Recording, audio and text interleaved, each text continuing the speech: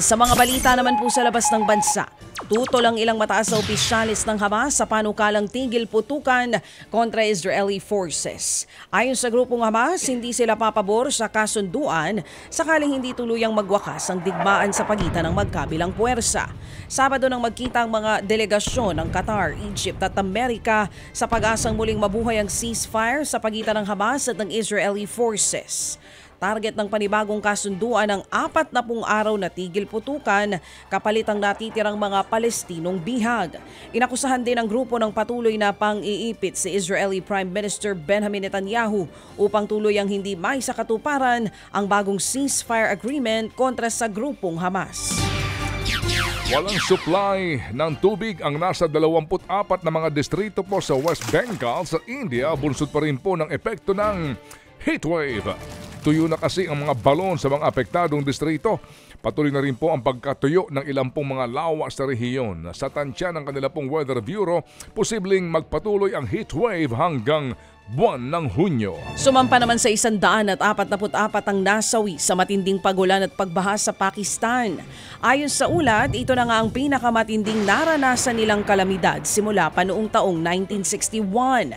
Umabot sa 59.3 millimeters na ulan ang naitala sa kanilang monthly climate report.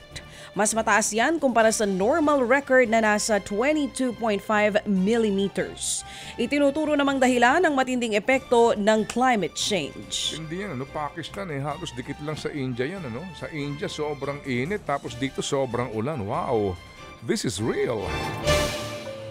Umakyat po naman sa 75 ang patay habang nasa 103 ang nawawala sa pananalasa po ng masamang panahon sa Rio Grande do Sul sa Brazil. Sa drone footage na yan, halos lamunin ng matinding baha ang tulay habang lubog na rin ang maraming kalsada sa rehiyon. Aabot naman sa 88,000 residente ang inilikas.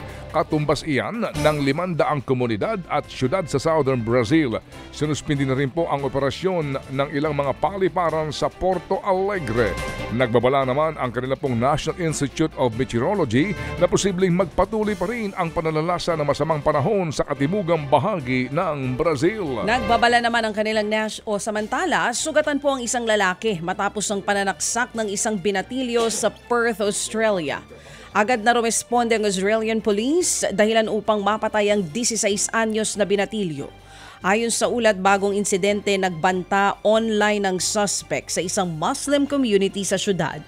Inaalam pa ng mga otoridad kung may kinalaman sa terorismo ang motibo. Patuloy namang nagpapagaling ang sugatang biktima. Ted Filon at DJ Chacha ngayon nasa Radyo 5 92.3 News FM Monday to Friday 6 to 10 a.m.